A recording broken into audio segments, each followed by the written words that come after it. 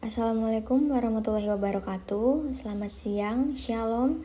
Saya Lintang Wijaya dari kelas A3 kelompok 2 akan mereview hasil pembelajaran asinkronus pada agenda 3, yaitu tentang Smart ASN dan juga manajemen ASN.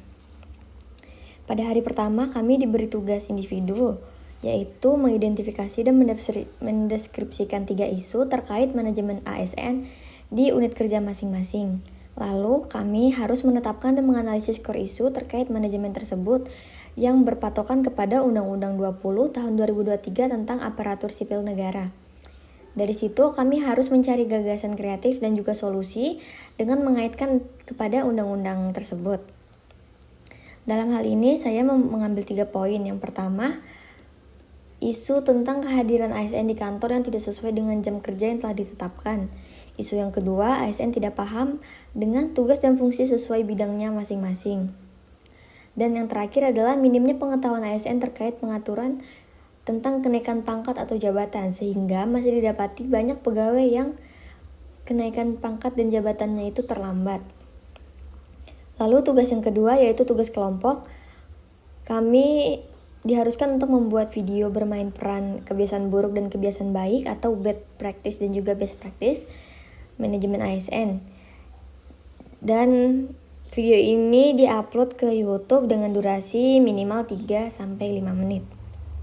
Lalu untuk penugasan hari kedua, kami pada tugas individu kami diwajibkan untuk membuat mind mapping 3 level tentang Smart ASN yang berbentuk infografis ataupun videografis yang diupload ke LMS. Lalu yang kedua, kami harus membuat rancangan untuk mengembangkan diri menjadi Smart ASN dalam melaksanakan tugas sehari-hari dalam satu waktu ke depan yang dibentuk seperti River of Life. Dan tugas yang ketiga adalah menceritakan pengalaman asinkronus pada hari ke-1 dan kedua dalam bentuk audio.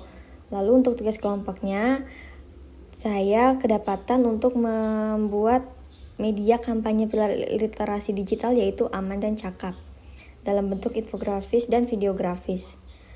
Mungkin itu saja hasil review saya untuk pembelajaran asinkronus hari pertama dan hari kedua ini. Jika ada lebih dan kurangnya, minta maaf. Assalamualaikum warahmatullahi wabarakatuh. Selamat siang dan shalom.